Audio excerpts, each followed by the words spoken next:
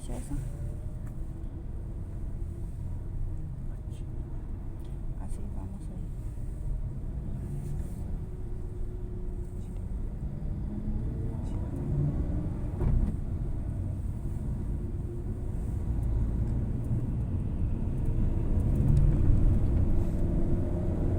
Aquí esto es el corredor comercial Menonita.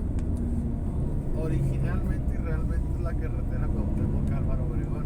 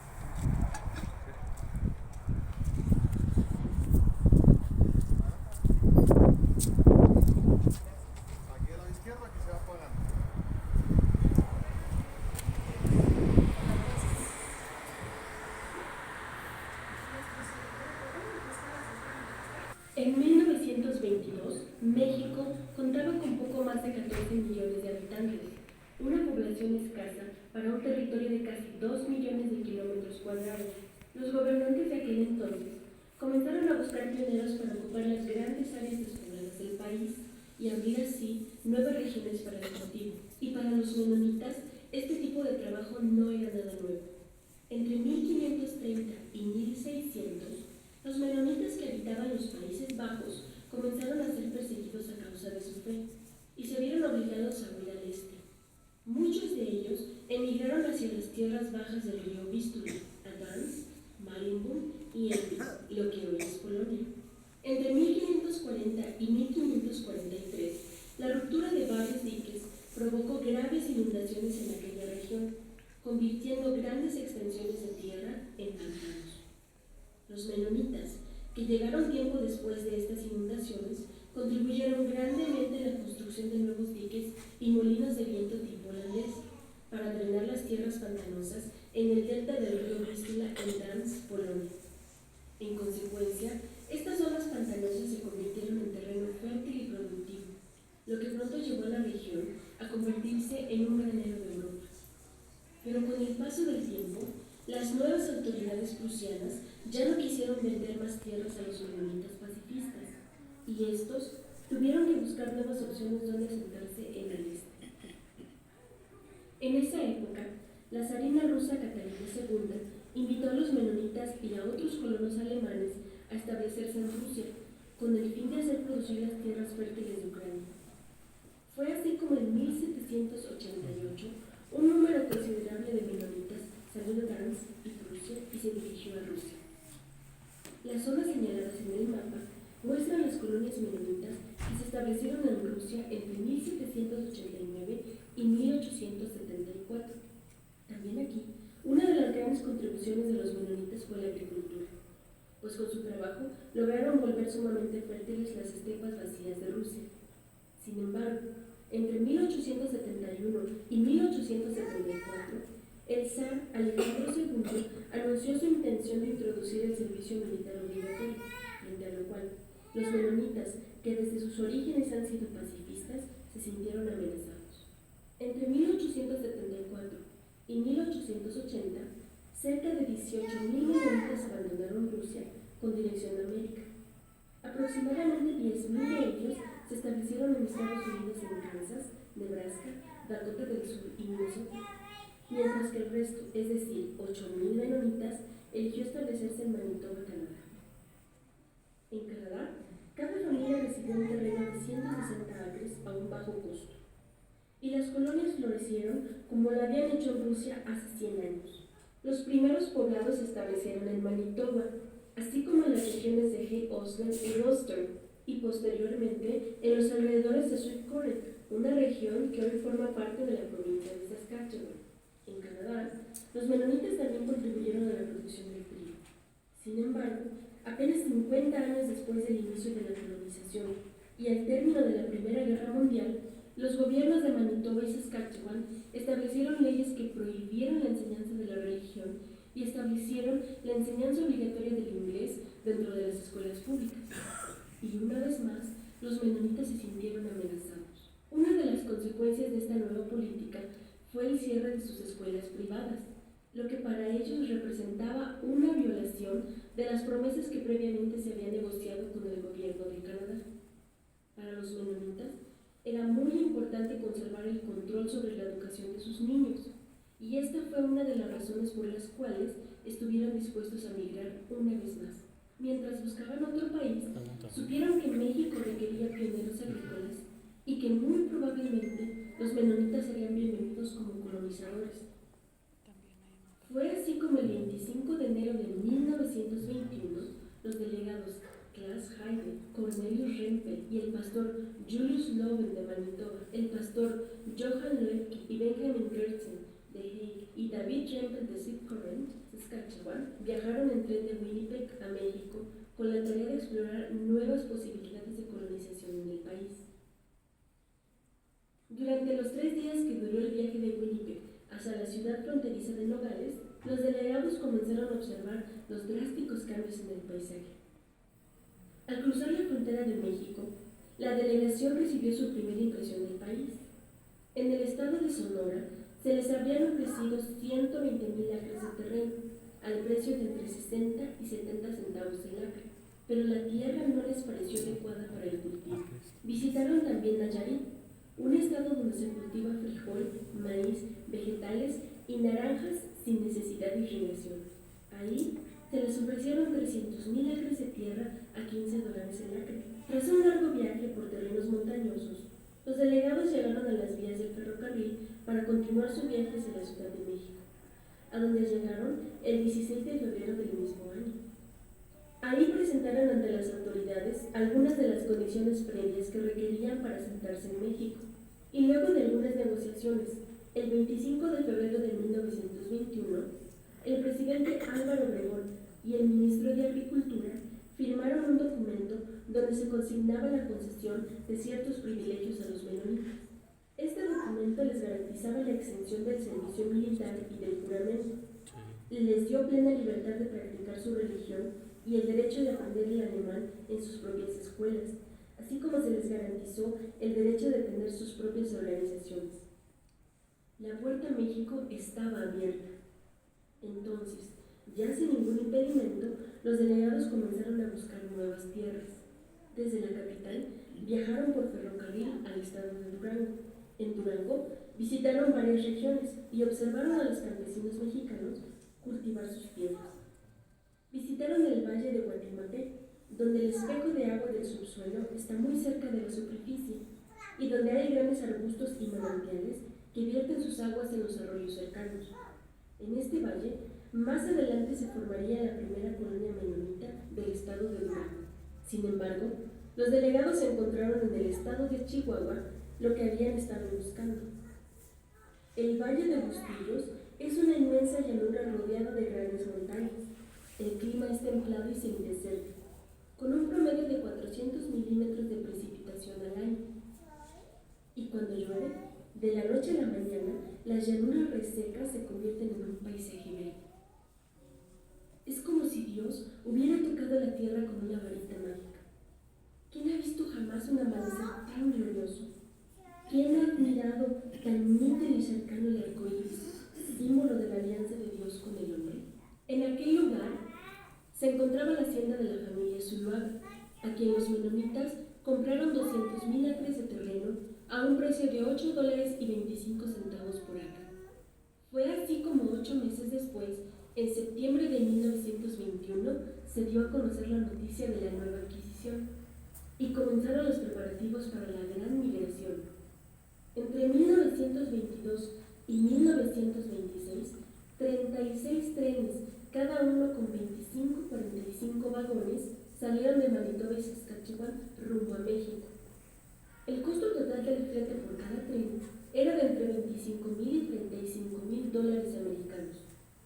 Los trenes se equiparon con vagones tipo Pullman, comedores con servicio completo y agua. Algunos vagones se destinaron para el transporte de las herramientas, la madera, alambre de púas, caballos, ganado, aves y todo lo necesario para la vida doméstica. Los nuevos pioneros tenían una fe inquebrantable en Dios. Estaban seguros de que todo saldría bien, pero al principio el paisaje no resultó tan atractivo para los agricultores que habían vivido y crecido en las praderas canadienses. El primer tren salió de Plum Coulee, Manitoba, el 1 de marzo de 1922, y luego de una semana de viaje en la que atravesaron los estados de Kansas, Oklahoma y Texas, los primeros pioneros menonitas cruzaron la frontera de México el día 8 de marzo de 1922. El viaje continuó hasta San Antonio de los Arenales, donde el paisaje cambió de nuevo. En aquella época, San Antonio de los Arenales, lo que hoy es Ciudad Cuauhtémoc, no era más que una estación como la del Viejo Oeste, enclavada en la amplia llanura. 13 árboles rodeaban la estación, un solo granero y unas cuantas casas de adobe eran las únicas construcciones. Sin demora, se descargaron los trenes y pronto la pequeña estación se transformó en un campamento animado. Los emigrantes menonitas, cuyos antepasados habían hecho un largo peregrinar de los Países Bajos, pasando por Prusia, Rusia Llegaban a este nuevo país con una gran fe en Dios y con la firme esperanza de que todo iba a salir bien. En este nuevo país, los menonitas no tuvieron que enfrentar pantanos como lo habían hecho sus antepasados en el delta del Vístula, donde muchos colonizadores pioneros habían muerto de paludismo. Pero los retos fueron diferentes. Ser pioneros en un nuevo país implica sacrificar, ser indicador de camino, preparador de camino, hacer camino. Ser pionero significa también arriesgar el propio yo, el propio bienestar, los propios intereses y hasta la propia vida por algo que está por encima de todo esto, por un gran objetivo, por una idea, por una fe en el futuro, pero no en el futuro propio, sino en el futuro de los hijos, de los descendientes, el futuro del pueblo y de la sociedad.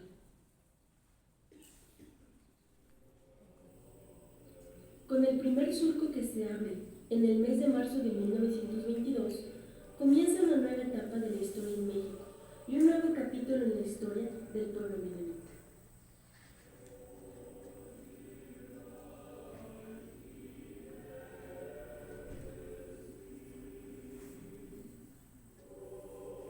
Muy bien, ¿les gustó el video? Sí. ¿Se quedaron dormidos? No. ¿Seguros?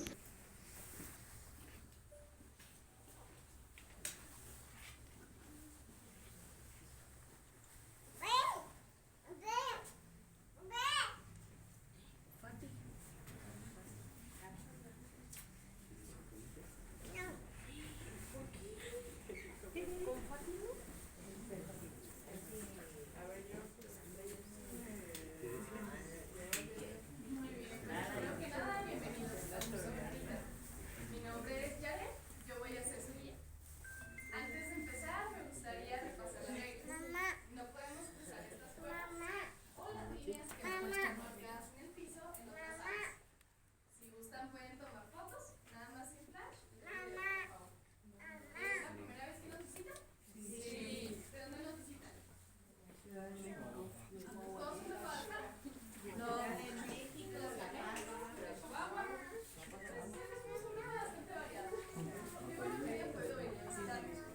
Aquí lo que vamos a ver como tal el museo es una réplica de una casa tradicional.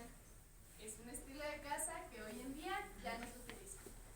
Pero antes de los años 80, todas las familias construían de la misma forma. Entonces cada casa era ya sea idéntica o muy similar a lo que vamos a ver el día de hoy. Aquí estamos primero en lo que es la caballeriza. La caballeriza es un área de trabajo principal para los hombres y podemos ver en su mayoría mucha maquinaria pequeña, pero no todas las familias podían tener toda esta maquinaria. Cada familia tenía solo lo necesario para cumplir con sus respectivos oficios. Por ejemplo, todo lo que está de aquel lado, en su mano izquierda, son máquinas utilizadas por familias que se dedicaran ya sea a la agricultura o a la ganadería. Entonces vemos cortadoras de paja, cultivadoras, calentadores o incubadores. En cuestión a lo que es agricultura o ganadería, aquí en México producen los menonitas principalmente lo que es la avena, el maíz, el frijol, la manzana y los productos lácteos. De este otro lado podemos ver oficios diferentes, como lo que es la herrería, carpintería y el hacer zapatos. Entonces vemos máquinas para coser, fundidoras y tornos. Claro que había muchos otros oficios, además de estos primeros que les comento. Nada más.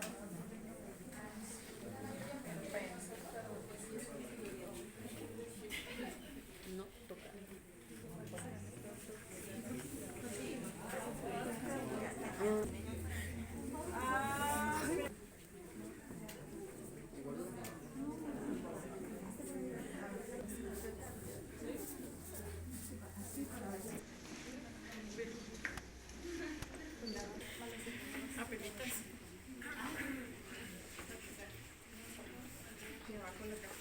Ok, aquí llegamos a lo que es un cuarto conector. No, la verdad es que no. En especial porque es un cambio muy drástico Canadá a México, especialmente hablando de agricultura, por la cuestión de los climas, el tipo de vegetación. En Ciudad de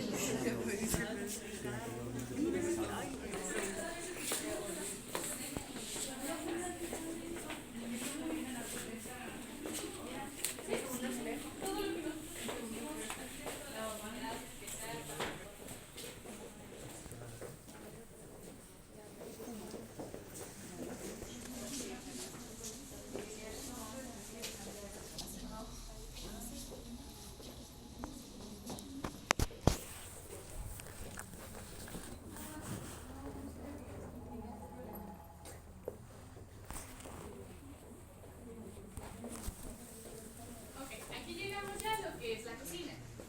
La cocina es el espacio más abierto y más amplio de una casa. Aquí es donde está la familia la mayor parte. Pero el hacerlo diario se logra una diferencia muy marcada. No tan frío como para refrigerar algo, más bien como fresco. Mantiene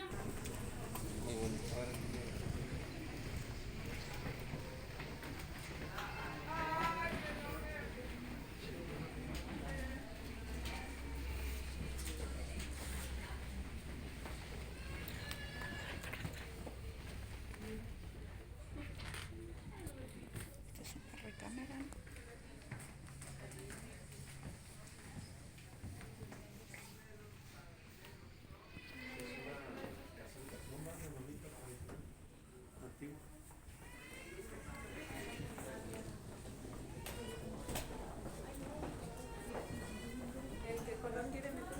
Mira, si quieres de este, porque ya en lo que se desocupa.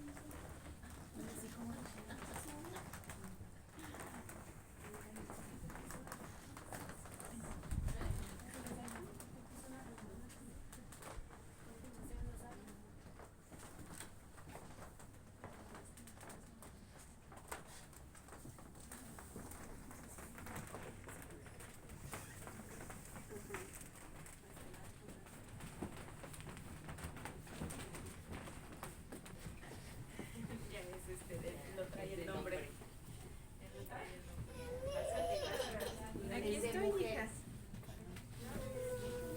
Perdón, con permiso. Con permiso. Hola, ¿qué pasó? Hola. Vamos.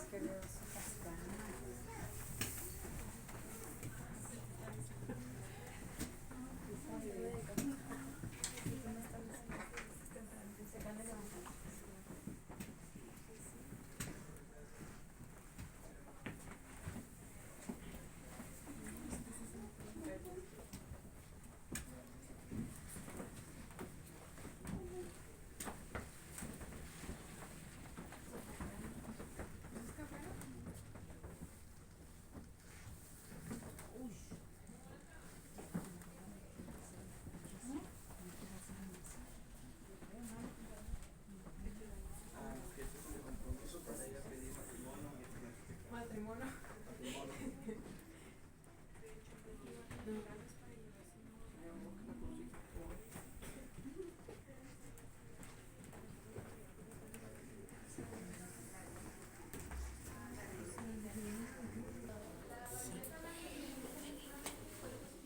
Y es una máquina, no sé, en tu casa de escribir.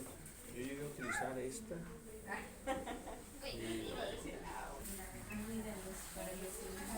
Estas son las pañoletas. punto más bajo. Hoy en día se siguen teniendo familias numerosas, pero no tan numerosas. Antes era de 8 a 13. Aquí llegamos a lo que es un taller doméstico.